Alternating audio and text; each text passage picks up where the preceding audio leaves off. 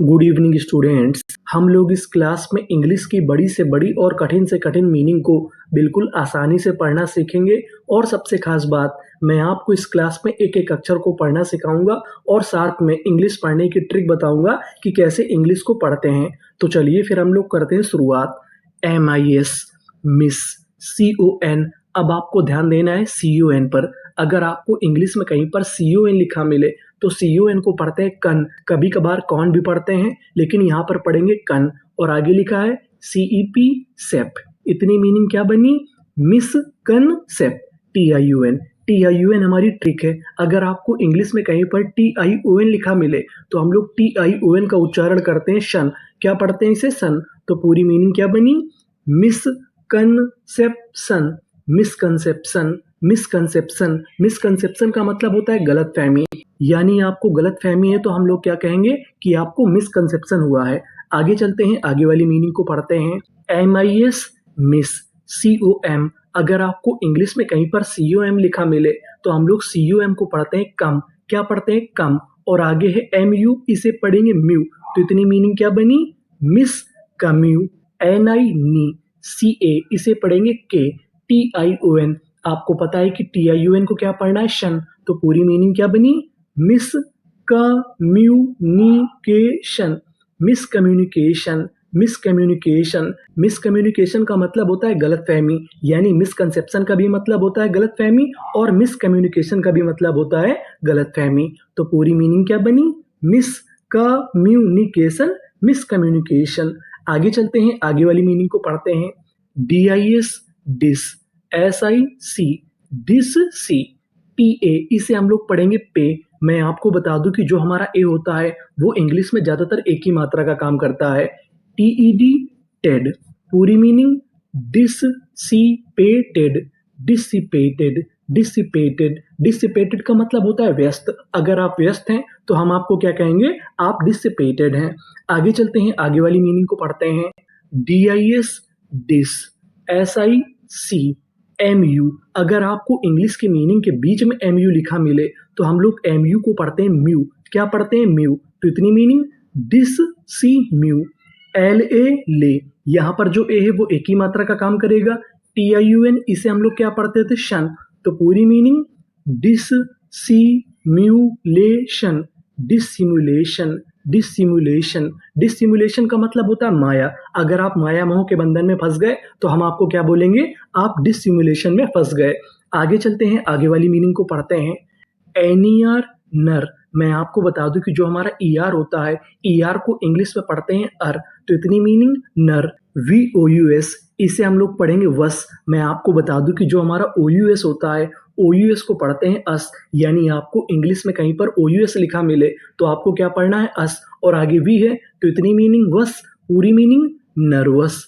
NESS, नेस।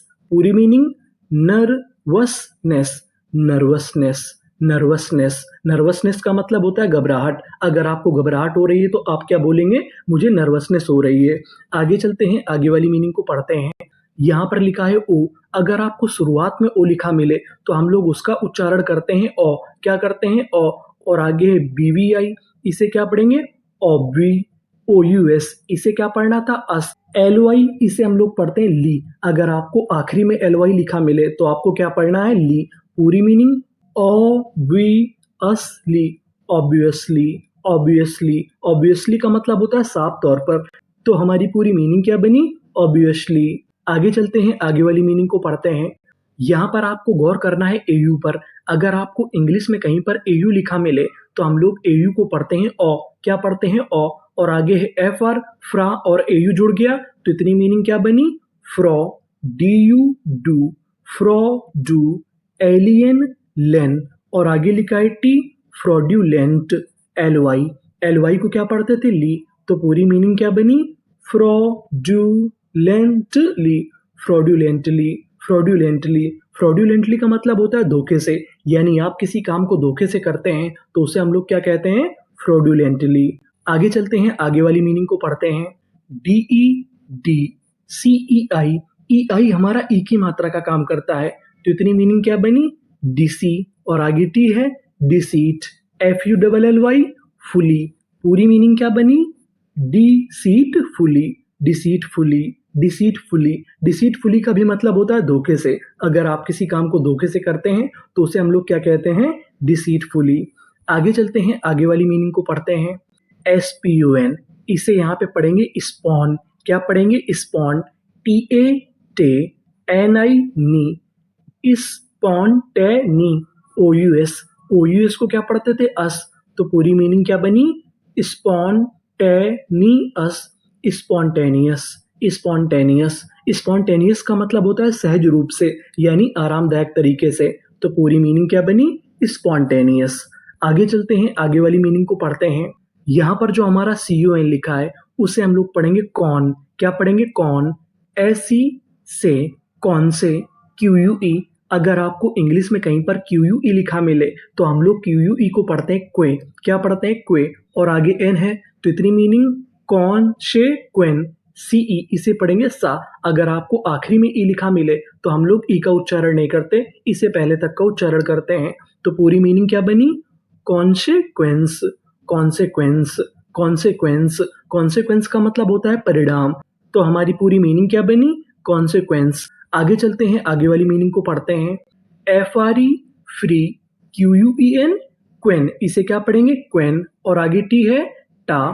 Frequent, LY, ली। पूरी meaning, frequently, frequently, frequently. Frequently का मतलब होता है बार बार। तो पूरी मीनिंग क्या बनी, फ्रीक्वेंटली, फ्रीक्वेंटली। आगे चलते हैं, आगे वाली मीनिंग को पढ़ते हैं। CON, कन। VE, वे।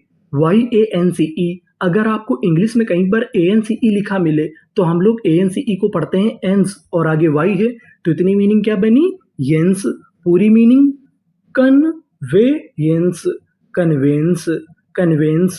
कन्वेंस का मतलब होता है वाहन। तो पूरी मीनिंग, कन्वेयंस, कन्वेंस। आगे चलते हैं, आगे वाली मीनिंग को पढ़ते हैं। PRO को पढ़ते हैं प्रो।